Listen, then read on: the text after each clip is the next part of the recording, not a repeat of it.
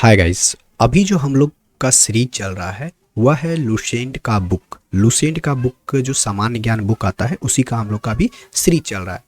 तो आज की इस वीडियो में हम लोग देखने वाले हैं कुषाण के बारे में। ठीक है, जो प्राचीन भारत के अंदर कुषाण टॉपिक है उसके बारे में आज वीडियो देखने वाले हैं। तो चलिए वीडियो को शुरू करते हैं। तो कहता है पल्लव के बाद, ठीक है, पल्लव के बाद कुषाण आए। पल्लव के बाद कौन आए? कुषाण आए, जो कि ईची एवं तोखरी भी कहते हैं। जो यूची एवं तोखरी भी कहते हैं। यूची नामक एक कबीला 5 कुलों में बंट गया और उन्हीं में से एक था।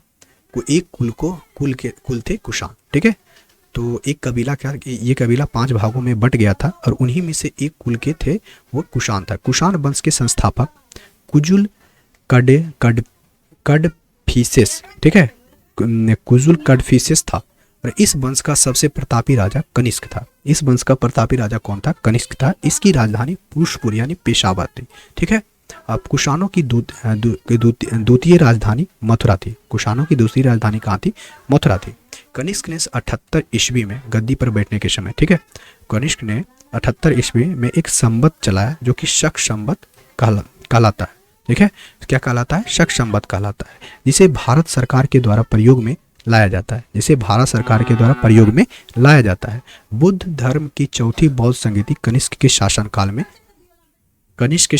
में क्या हुआ था?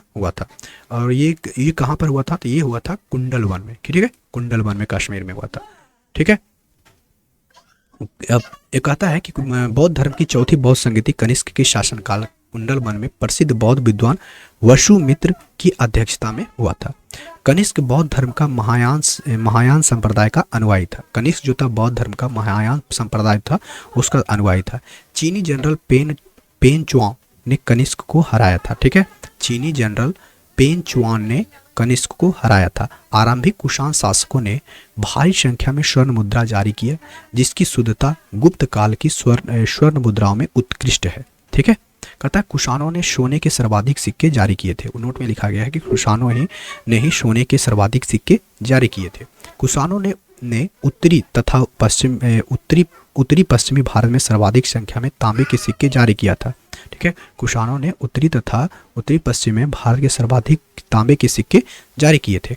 कनिष्क का राजवैद्य आयुर्वेद का विख्यात विद्वान चरक था। देखिए, कनिष्क का जो राजवैद्य आयुर्वेद का विख्यात विद्वान कौन था? चरक था।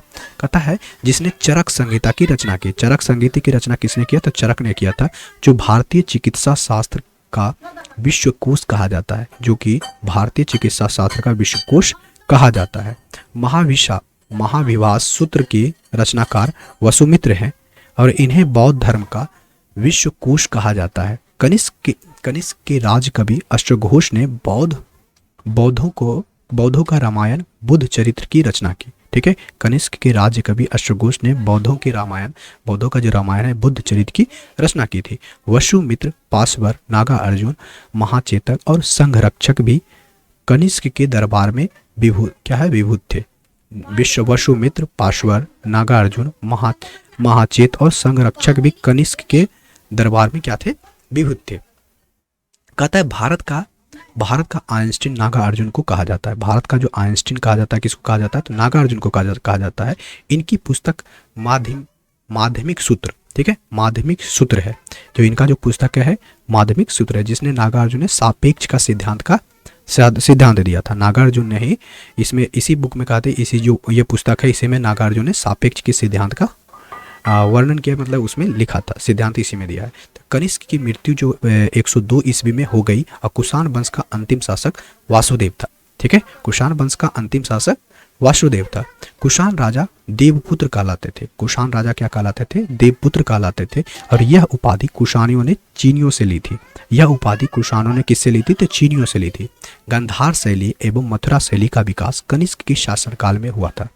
गंधार शैली एवं मथुरा शैली का विकास कनिष्क के शासनकाल में हुआ था।